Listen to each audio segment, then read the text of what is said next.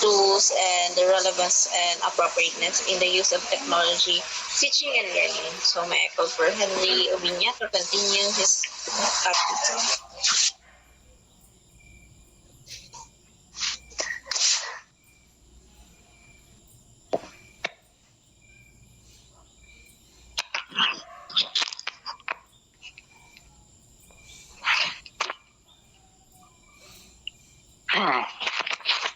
Good evening, everyone. I'll be the reporter for tonight. So I'll be reporting about the relevance and appropriateness in the use of technology in teaching and learning. Next po.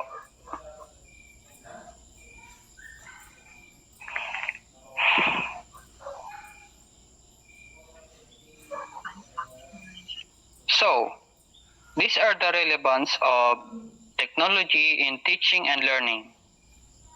First, technology helps to meet educational aims. According to Kurishi, it gives direction to educational activity. These are the predetermined goals in which inspired those in to attain it through appropriate activities. There are factors which affect educational aims such as philosophy, maybe from the teacher, administrator, or the students. We also have the elements of human nature like the skills, knowledge, behaviors, communication, and many more. We also consider the religious factors. Technology supports creativity and critical thinking in higher education. Students expected to use technology in a beneficial way. Which one is one of the goal of the free Wi-Fi connection and educational institution. It has been a great help the teachers use technology to maximize teaching and learning. With their students, it is like hitting two birds with one stone.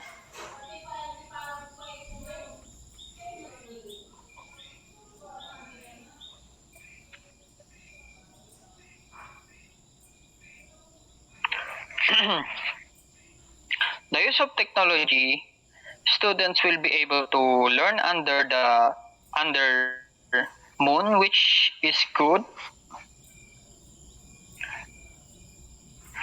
especially the educational sector. Virtual classroom learners will be able to use and develop their critical thinking, for they're going to have no choice but to study on their own. With this, it facilitates the learning and could improve their performance because of the wide scope of knowledge which technology offers us. We will be able to use our decision making and practice ourselves to understand a concept more deeply. And more simply, moreover, technology can be a good use in terms of managing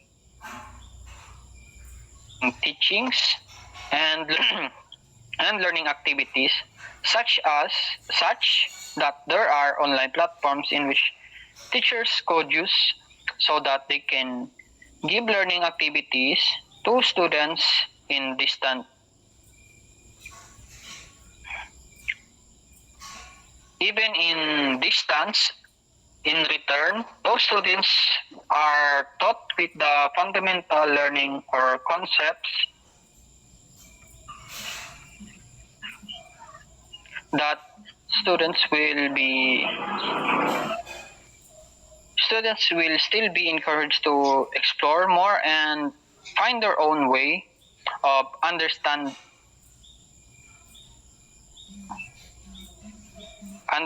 it more, simply which could suit their learning peace and learning capacity.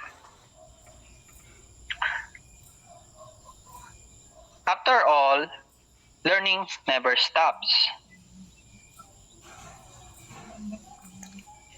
Next po.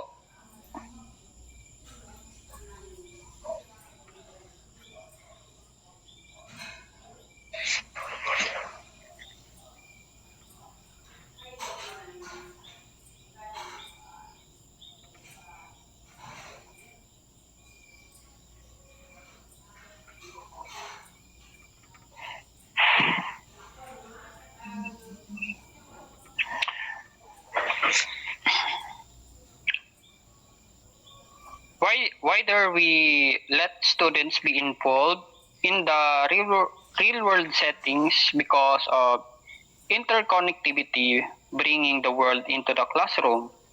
Teacher relate some concept into the real world setting, and students think of their own in what to do. In some circumstances, the concept presented to them. For example, in the contemporary world, the subject in your high school with the real life situation, given a specific concept or with the simulation of the different concepts which is available as a phone application, students will be able to handle it when that certain situation may happen to them. This method also changes the technology teaching pedagogy which incorporates technology. This is not only teaching the concept, but rather teaching the real world skills which were relevant and beneficial to students. Students part when they decide to work, it will help it will help them keep their job.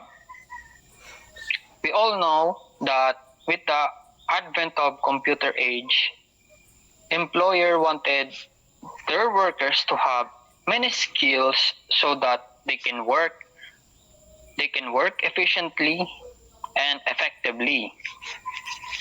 In any circumstances, this does not only transform educational system, but most especially it transforms teaching technology.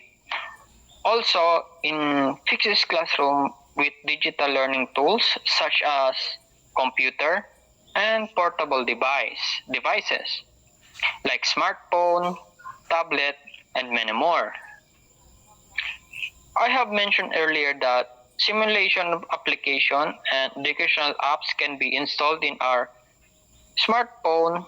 We also have audio video tapes and clips for learning which students can use in learning. These sources prove the technology and education can coexist effectively.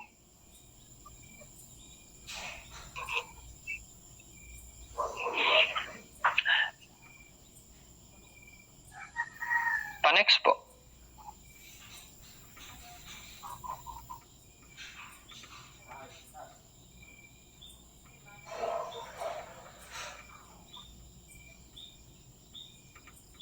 Teaching and learning.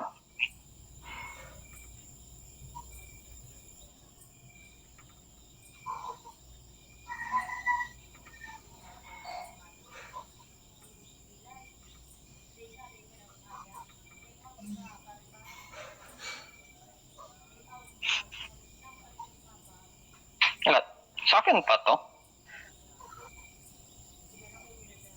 Yes?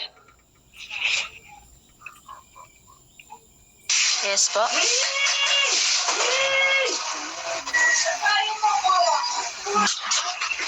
Hello. Oh, Yes po. Oh,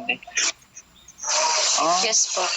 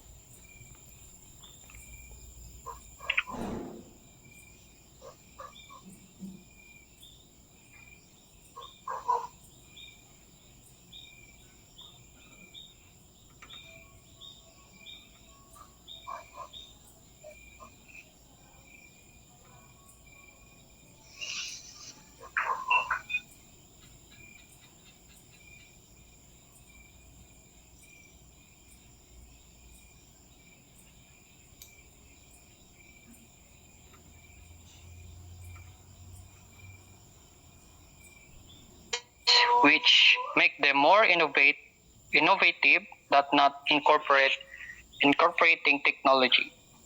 New teaching and learning with this being said, it adjacently accelerates learning, which is not only limited in the four corners of the classroom. Technology also improves instruction and personalized learning. It improves students' result, like in flipped classroom.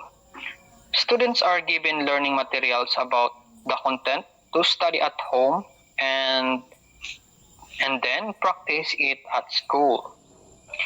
Studies had found that this method gains its popularity because of the positive effects which influences students to learn effectively. Technology and teacher pedagogy have helped students to learn at their own pace, even though students are specific age has similarity in terms of age and grade level, they still differ. Under intellectual capacity, which is why providing a variety of resources with the use of technology can help in the improvement of learning and also in the whole educational system positively. So that would be all for so yun lang po ang report ko. For me, I cover the principles of selecting instructional material, teaching Carlo.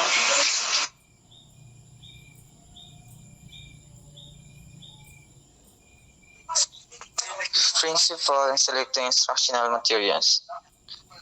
So far, next.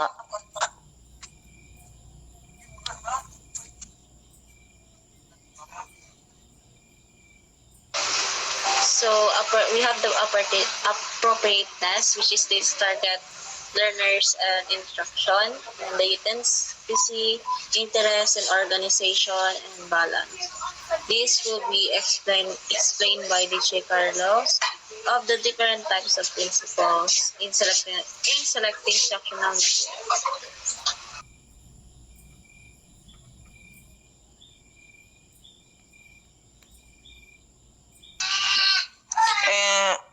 Good evening, everyone. Instructional material appropriate to intended level, vocabulary level, difficulty of concept, method of development, interest of appeal. So, vocabulary level, that means that the concept used are simple and easy to grasp by the learners and are based on their level and capacity to understand. Difficulty of concept. This must be based on the level and ability of the student learners to easily understand and foster awareness of its meaning and significance. Method of development. This must be anchored on your desired target or objective and goals being realized. Interest appeal. The material must be self-motivated, according teaching as well as appealing to all kinds of learners. Next part.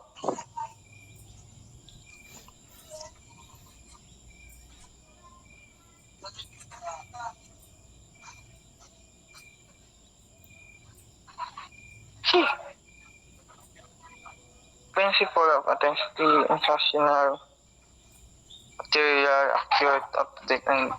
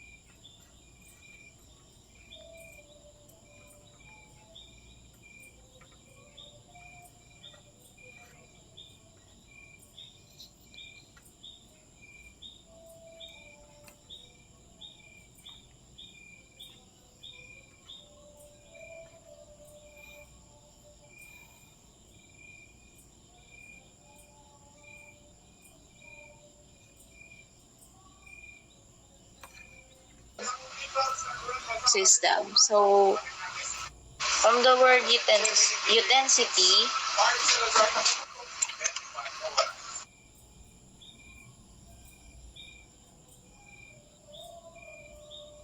this is mean that the context of the computer system that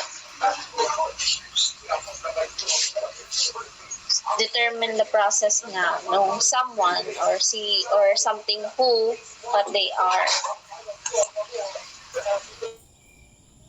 Example, the examples of authentication is access control, yung pag-control ng isang specific tools and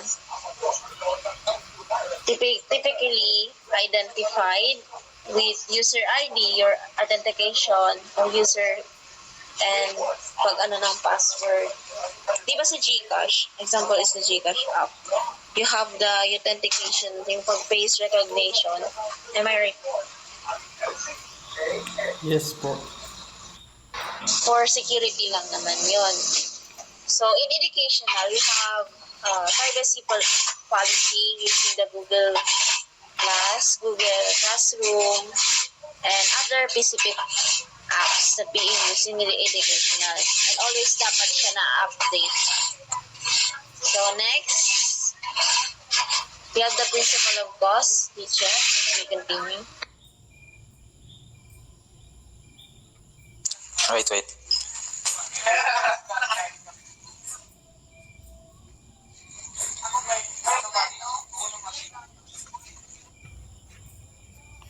Wait.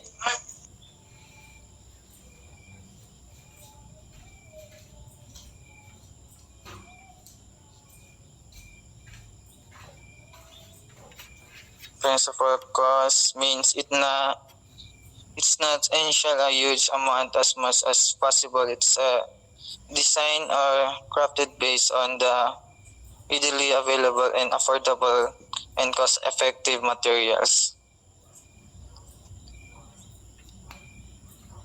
Next.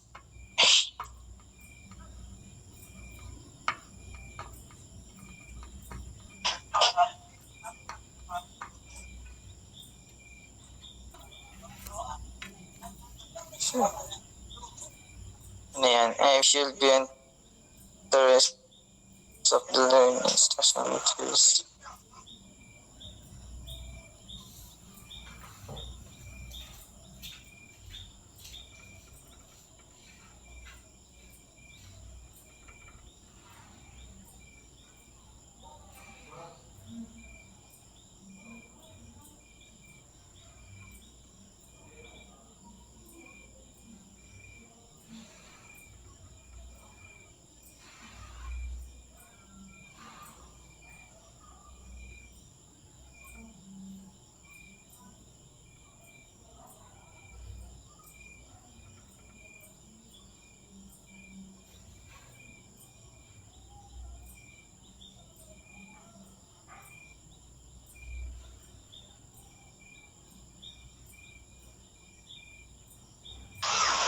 So, principle of interest. Sorry, nawalan daw po medyo si Richie na. So, principle of interest. Instructional materials should be interest to the learners. It's very clarified that our instructional material, especially in using ICT, dapat we are very unique and visualized when teaching ICT through educational use. So, instructional material daw must catch the interest of the learners. When we say, makatch yung interest ng learners, specifically, ganito, example, I am using the Canva app to catch your interest with the design, and not only the design, especially the copy. So, this must stimulate curiosity or satisfy the learners need to know or ano pa yung kailangan nilang malaman tungkol sa ICTs. Using collaboration tools. So it must have a power to motivate, encourage in creativity and imaginative response among users. So very clear naman po sa inyo ang the topic, that being the principle of interest. Next, you have the principle of balance, organizational balance. Teacher.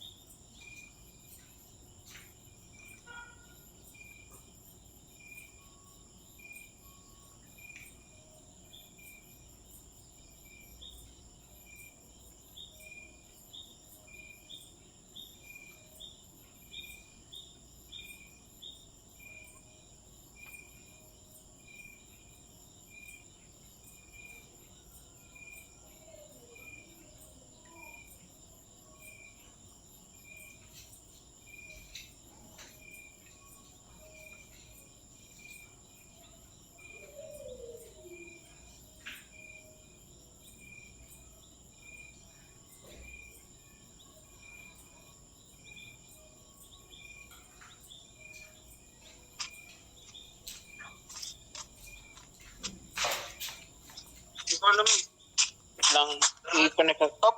May Lang pa rin. power Okay. interruption. Nagbalik na ba? Kailaw na yata. Ay, naka-ano ka na pala. Walang kuryente. Marami naman na pala. Okay lang. Uy, lang, grabe. Meron na.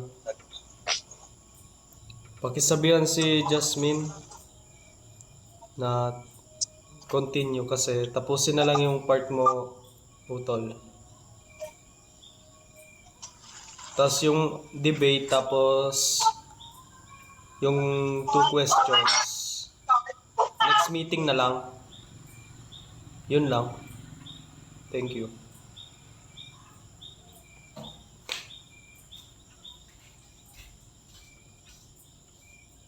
Hello. Nasa yung Gmail? Ay, nasa na yung share screen?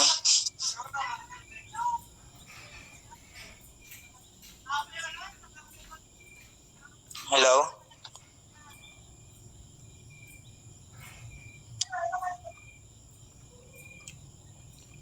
Nag-brown out kala Jasmine?